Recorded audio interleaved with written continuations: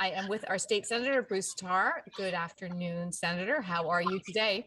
Good afternoon, Heather. I'm doing great. How are you? I'm good. I'm good. Good. Waiting for the hurricane, which will be over by the time people watch this episode, but Yeah. we're waiting, right? Yes, I know we're all doing everything we can to prepare for it and make sure that if we lose power, we're still able to have some electricity with a radio and a cell phone and things so that we can get through it. So it's a busy time for everyone. But again, by the time folks watch this, hopefully we'll have sunny skies again, and we'll talk about how we weathered another storm on Cape Ann. Exactly. So let's talk about what's happening there on Beacon Hill. The governor has recently announced that state employees will be required, a certain number of state employees will be required to be vaccinated. Do you want to tell us about that? Sure. So generally, across the executive branch, employees are going to be required to have a vaccination and show proof of a vaccination by October 17th. And we don't know all of the details about what the consequences of not being vaccinated will be. The only thing we do know is that there is the contemplation that the most serious sanction could be termination from your job.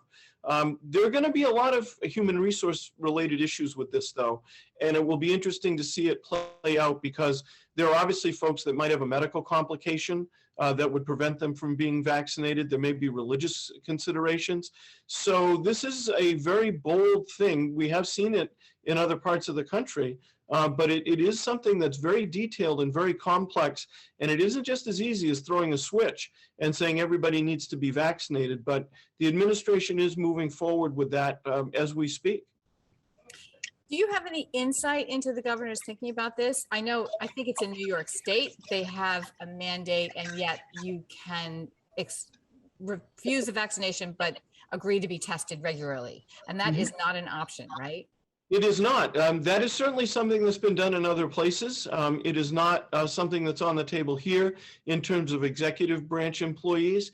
But I will say, having had a lot of conversations with the governor about this, that one of the things he believes, and I think properly so, has given us a tremendous advantage in terms of our public health is our vaccination rates. If you compare vaccination rates by age category of Massachusetts with other states and with the country, we compare very favorably in terms of having high percentages. And you can see that reflected in terms of our hospitalizations. While we've had an uptick in cases, we do not have the things we're seeing on the news and other places about emergency rooms that are full, acute care beds that are full, field hospitals being set up, ventilators being needed. We don't have nearly as much of that. And the belief is that the vaccination rate is one of the major reasons that that's the case. And so the governor is moving forward. It's also interesting to note that it was just a while ago that the administration introduced a mandate for nursing home employees to also be vaccinated. And that stems directly from what we saw a while ago in terms of the nursing homes in many ways being an epicenter of tragic loss for folks that were residents from COVID-19. And so that mandate went into effect a while ago. Nursing home operators are contending with it. That is placing a burden, from what I understand, on trying to make sure they have enough staff, because now everybody has to be vaccinated and it's hard for them to recruit staff to begin with. And so now adding this requirement has made it a little bit more difficult, but you can see why it would happen because of the vulnerability of the nursing home population. So we've got that. We now have the administration doing the executive branch requirement for vaccination. And Heather, it's not unreasonable to think that the House and the Senate will follow soon thereafter. So what is happening there in the House and the Senate on this? So in the Senate, we have a working group that was created a while ago to look at reopening the State House and what the conditions by which that will happen are. And that group has now morphed into this issue as well. And I serve on that panel. And in fact, we are meeting this afternoon to talk about what we're going to do to be able to make sure the staff and all of the legislators here are safe. Now, it's important to remember that the State House still isn't open. And so the public can't come. And in fact, there are a very limited number of staff people here on a given day. So that being said, we're still anticipating the day when we can open the doors. And that, I think, is going to trigger a move toward doing exactly in the legislative branch what is now being done in the executive branch. Too soon to say that because those decisions haven't been made, but those discussions are ongoing. And again, they're going to happen this afternoon. This is Friday that we're talking, and we should let folks know that. And I wouldn't be surprised if we saw by next week the Senate follow suit with what the administration is doing. So do you have any idea what the numbers are if everyone in the Senate and the House of Representatives and all the staff need to be vaccinated? How many people does that mean? You know, I don't have it off the top of my head, and I apologize for that. But one of the things that we're thinking about is if we're going to get on that road, we do have a lot of logistics to think about. How are people going to get vaccinated? How are they going to prove that they got vaccinated? With regard to testing, if we go the route of you either have to be vaccinated or to have routine testing, who does the testing? Right now, we are not encouraging folks that work in state government to come to the State House. Do we set up a clinic here and then now we have people coming here? There are a lot of logistics to be concerned with here, as well as the fact that there are human resource concerns. So if someone has been working in the legislature for 25 years as a staff person and chooses not to get vaccinated, do they lose their job? Or how do we deal with that? Or do we say that they have to work remotely and they can't come to the State House? There are just a lot of considerations here. And, we are talking about, hundreds of people. We're not talking about 10 folks that are staff. When you put the House and the Senate together, it's quite a few. And I don't have the exact number, but logistically, there are a lot of concerns here. Well, let's talk about the pending news, or actually breaking news, right? In that Governor Baker's made an announcement about. So it's interesting. As we speak, Heather, this news has become available. Folks obviously will be seeing it, interestingly enough, I believe, on the day when the meeting is going to happen to make this official. But Secretary Pizer, the Secretary of Education, and I were on the phone just maybe 15 minutes before we started this interview. And the indication is that Commissioner Jeff Riley, the Commissioner of Education, is going to seek to take advantage of a regulation that was put into effect a while ago to deal with COVID-19 type situations that allow the commissioner, if the requisite emergency is declared by the Department of Education, by the Board of Education, to be able to use emergency power that's in the regulation to require masks in schools. And so what is public right now, and the information that's coming out, is that Commissioner Riley is going to ask the Board of Education for that permission, for that declaration that will then trigger his authority under the regulation to say, I'm going to impose a mask mandate. That meeting of the board is going to be on Tuesday at 10 a.m., which could be when people are watching us. So it's going to be, next Tuesday. I think it will become much more official.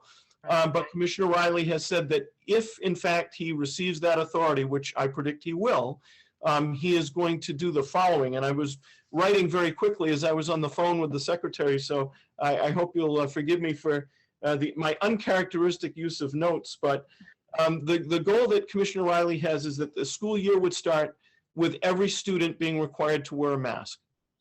And then as of October 1st, there would be a review of the situation.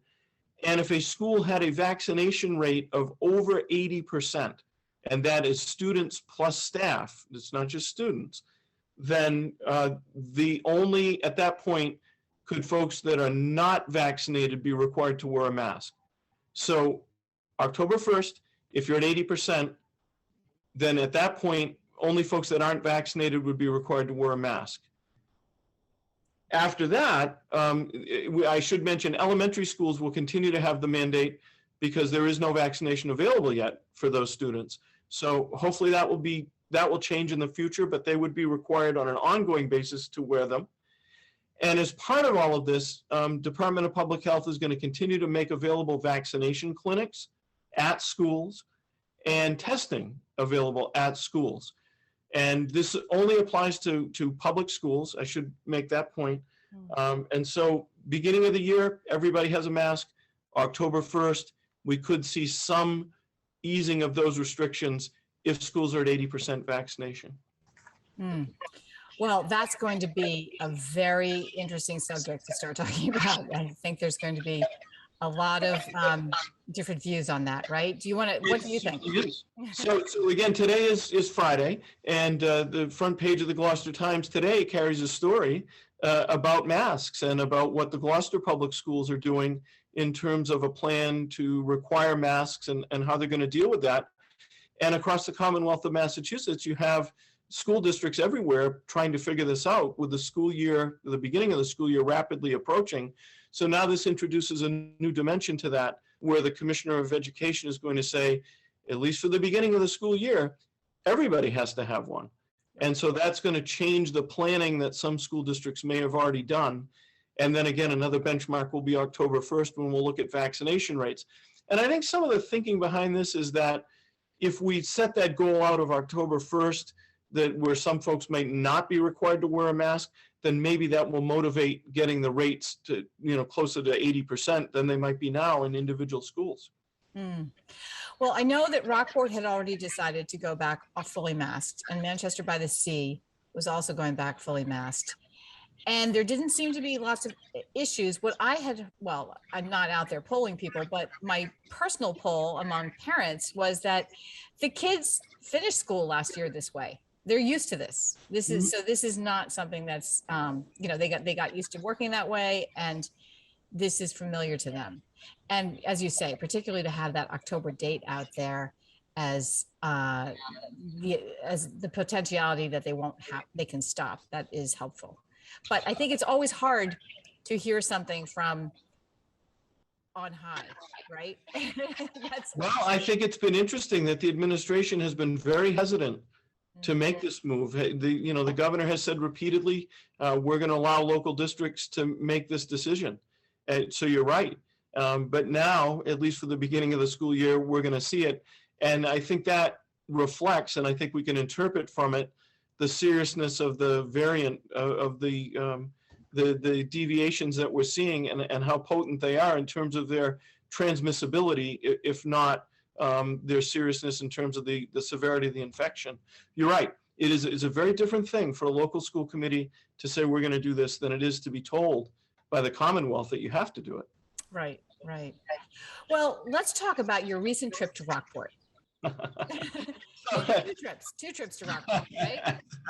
So I will say I am a frequent visitor to Rockport, but there was a notable visit last week where I got to join with the Cape Ann Chamber of Commerce and a couple of different business owners to be able to cut the ribbon on some new business ventures. And I have to say, Heather, how wonderful it is in the midst of what we're going through and what we just talked about, to see folks continuing to say, I'm going to make an investment in the community.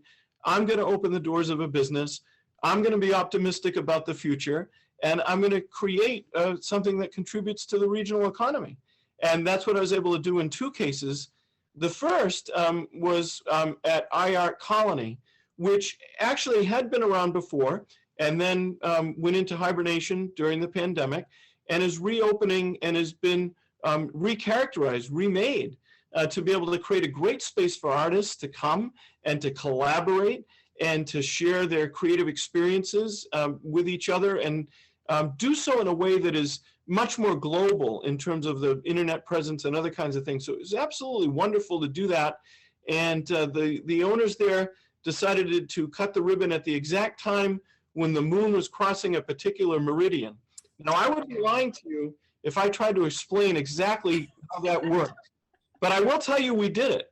And so there's a cosmic sense to that facility. Those two are so great. This is Jill and Bob at iArt Colony, and they are so dedicated to the Rockport spirit and the Rockport community, the history of art, the future of art. But I have an important question because I think you met someone very special that day.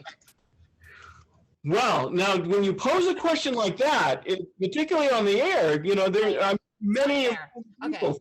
Okay. Let's see if I can. I think I can't hum a few bars, but maybe the drummer for the Cars.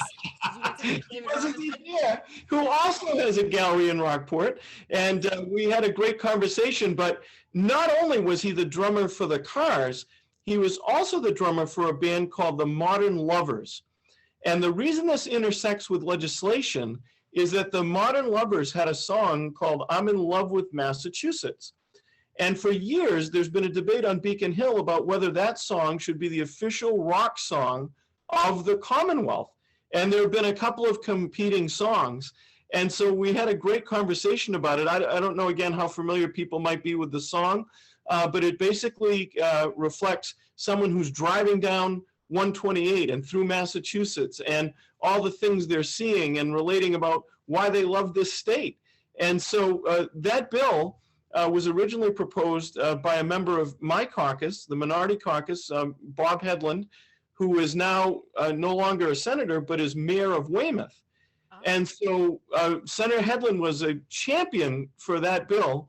I believe Mayor Walsh actually had another song that he was advocating for. So it's a very interesting dynamic. And I did promise to look up that legislation and see where it was and see if we could revive it a little bit so that maybe we could get this song that was contributed to by a Cape Ann resident to be the official song of Massachusetts. I'm all on board with that. I vote for, I'm for the Modern Lovers.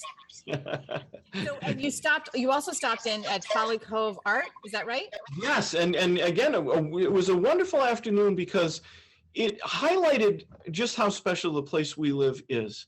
You know, so much talent. There were so many artists over at Folly Cove, as there were, by the way, at iArt Colony, but so many artists at Folly Cove and so many pieces of art on the walls from legendary Cape Ann painters. And again, to hear them talk about having a space, a special space to exhibit their work and to sell their work was really great. And it was really great to be able to cut the ribbon there as well and to wish them well as they move on again as a critical component, a valuable component of a thriving art community in Rockport and on Cape Ann. Yep, it's still happening, that art community. I love it. And you were there for Illumination Night, right? Absolutely, and congratulations to everyone that was involved in that. My friend Warren Pierce from American Thunder Fireworks did a great job as always. He had a very special birthday that night, which we celebrated briefly out on Granite Pier before he went to work shooting the fireworks off. And a special thanks to Gloucester City Councilor Barry Pett, who's also been working with American Thunder for years, and Michelle Brown, a very prominent person in Rockport, for helping us put together that birthday celebration for Warren that happened very privately because that's a restricted space where the fireworks are all out. But it was great to be able to thank him and congratulate him for what he's been doing, not only for Rockport, but many other places in Gloucester and Manchester by the Sea over the years with spectacular fireworks. Well, thank you so much for this conversation, and we wish you well through the hurricane, and we hope to see you next week under sunny skies. Well, thank you, Heather, and I wish the best for you as well. I know you're in a very spectacular spot there near the ocean, so hope everything is okay, and I hope everybody's okay. And again, I hope everyone makes it through this just fine, but I want to remind folks if there are issues that we can help with after this hurricane moves through or even during it, please reach out. The phone number here at the State House is 617-722-1600. And my email address is bruce.tarr@masenate.gov. So if you need help with things related to the storm or anything else, please don't hesitate to contact us. And, we've managed through a lot of storms on Cape Ann. I'm confident we will through this one, but sometimes things happen that require assistance, and we're here to provide that.